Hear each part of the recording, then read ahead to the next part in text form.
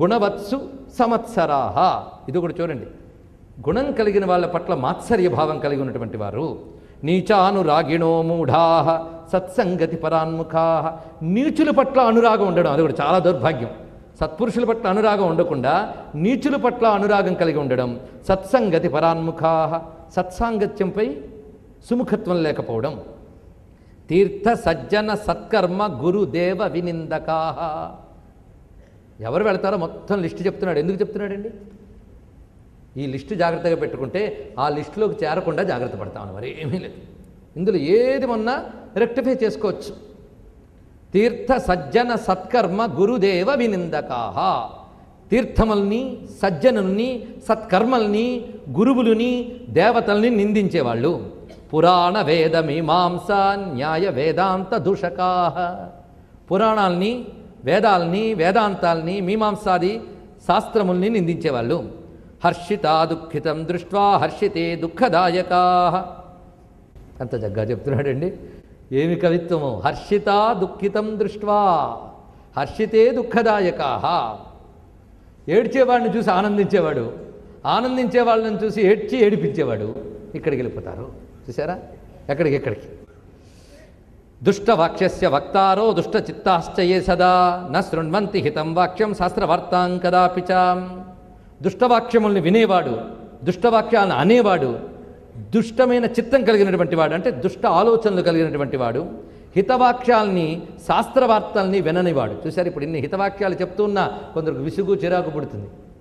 కానీ హితం వింటే మంచిది. కనీసం హితం వినడానికి విముఖత చూపించినా అది దోషం కింద చెప్తున్నాడు. ఇంకా చాలా చెప్పాడు. ఇందులో కొన్ని చెప్పినట్టున్న గీతావాక్యములు మళ్ళీ చెప్పాడు. నిన్న మనం భావించాం. ఆత్మసంభావిత స్తబ్ధ మూఢా పండితమాననా.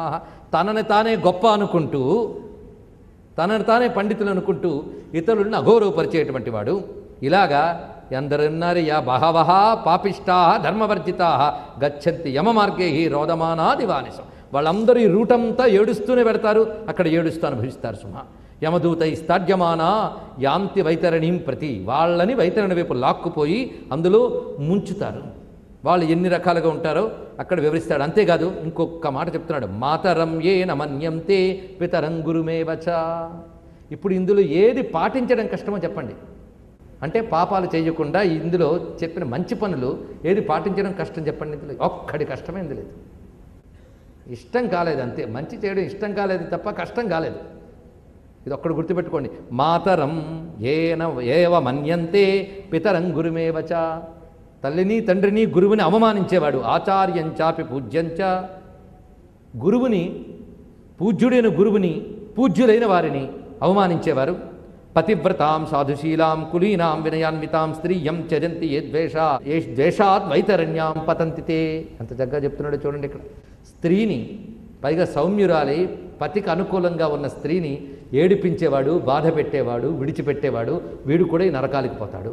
అంటే భార్యను దుఃఖ పెట్టేవాడికి గతో కూడా ఇక్కడ చెప్పారు చూడండి. కనుక మాటికి భార్యను విసుక్కోవడం, కసురుకోవడం, బాధ పెట్టడం అవి కూడా నరకానికి మార్గములే అనే విషయం చెప్తున్నారు ఇక్కడ. సతాంగుణ సహస్రేషు దోషానారోపయంతి ఏ తే స్వజ్ఞాంచ కుర్వంతి వైతరణ్యాం పతంతి తే. ఇంకా ఆహూయ నాస్తియో బ్రూయాత్ తయోర్వాసశ్చ సంతతం. ఇంకా చాలా చక్కగా చెప్పాడు. దానం ఇస్తానని చెప్పి ఇవ్వకుండా ఊరుకోవడం, అలాగే అంత ఇస్తానని చెప్పి దాన్ని తగ్గించడం. ఇస్తే ఇచ్చాడు కానీ ఇచ్చేసేనే అని ఏడ్చేవాడు. ఒక దానం చేసేసి అంత ఇచ్చేసాం కానీ తప్పు చేసేనేమో అనుకునేవాడికి దానఫలం దక్కదు సరికదా, పాపఫలం ఒకటి వస్తుందిట. ఇవన్నీ చెప్పాడు ఇక్కడ. పరవృత్తి హరశ్చైవ దానే దత్తే నివారక. ఇతరులకి భృతి లేకుండా చేయడం, ఉన్న భృతిని చెరగొట్టడం, వాడు నరకానికి పోతాడు. ఎవడో దానం ఇవ్వబోతుంటే ఇది ఆపేవాడు. మనం ఎవరికి దానం చేస్తాను అంత ఎందుకు ఇస్తున్నావు అని ఆపితే వాడు కూడా అక్కడికి వెళ్తాడు. దానే దత్తే నివారక. యజ్ఞ విధ్వంసకశ్చైవ. యజ్ఞాన్ని ధ్వంసం చేసేవాడు. కథాభంగకరశ్చయ. కథల్ని భంగం చేసేవాడు. కథలంటే సీరియల్ వస్తుంటే మధ్యలో ఆపేసాడు కనుక నరకానికి పోతాడు అండం కాదు ఇక్కడ. కథాభంగకర అంటే భగవత్కథలు వింటూ ఉంటే భంగం కలిగించేటువంటి వారు వాళ్ళు. క్షేత్రసీమాహరశ్చైవ యచ్చ గోచర కర్షక. ఎలా వివరిస్తున్నాడు చూడండి. క్షేత్రసీమాహరశ్చైవ. అంతేకాదు ఇంకా భయంకరమైనవి చెప్పాడు. ఏమిటంటే పచ్చని చెట్లను నరికేవాడు, ఖేదయంత్యతి వృక్షాంశ్చ వనారామ విభంజకా. చెట్లను నరికేవాడు, తోటల్ని మొదలైన వాటిని ధ్వంసం చేసేవాడు, పైగా క్షేత్రాలను హరించేవాడు. క్షేత్రాలు ఇక్కడ పుణ్యక్షేత్రాలు కాదు, భూములు కబ్జా చేసేవాళ్ళు, వీళ్ళు భయంకరమైన నరకాలకు పోతారని చెప్పాడు ఇక్కడ. ఎందుకంటే వీడు కబ్జా చేసిన భూమి మీద వీడు ఎక్కువ కాలం ఎలా ఉండడు, ఆ భూములు మరి మాత్రం కల్పాంతవరకు అనుభవించక తప్పదు, ఇది గుర్తుపెట్టుకోండి. కనుకనే సాధారణంగా ట్రెస్పాసర్స్ ఆర్ ప్రాసిక్యూటెడ్ అని రాస్తారే, దాని కింద ఈ శ్లోకం కూడా రాయండి, దేనికైనా మంచిది. ఇక్కడికి వస్తే అక్కడికి పోతాడు జాగ్రత్త అని, ఇంకా దానికైనా వెనక్కబడతాడేమో. ఇట్లాంటివి ప్రింట్ చేసి రూల్స్లో పెట్టుంటే ఎప్పుడూ బాగుపడేవాడు. అందుకే పరలోక భీతి తీసేసాక మనం నిర్మించుకున్న చట్టాలు ప్రపంచాన్ని నియంత్రించలేవు, ఇది గుర్తుపెట్టుకోండి. శాస్త్రం నియంత్రించినంతగా మనం ఏర్పరచుకున్న చట్టాలని కళ్ళు కప్పచ్చు, ఇది మాత్రం కళ్ళు కప్పలేవు. ఇంకా చాలా వివరిస్తున్నాడు ఇక్కడ. కొన్ని మనం కొద్ది మాత్రమే తెలుసుకుంటున్నాం. పరదారాపహారక ఇత్యాదులు, పరస్త్రీ అభిలాష కలిగినటువంటి వాడు. భర్తారం దోషయేన్నారీ పరం మనసి ధారయేత్, భర్తను దూషిస్తూ పరుణ్ణి మనస్సులో ధ్యానించేటువంటి వాళ్ళు.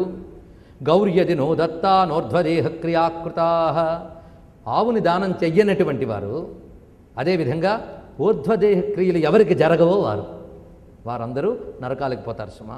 అంటే ఈ వైతరిని దాటలేరు అని చెప్పడానికి ఈ మాట చెప్పాడు. ఎందుకంటే ఊర్ధ్వదేహ క్రియలు జరగకపోతే నరకం దాకా కూడా వెళ్ళలేరు, అది ఇంకా బాధ. వైతరిని దాటడానికి మళ్ళీ చెప్తున్నాడు ఇక్కడ.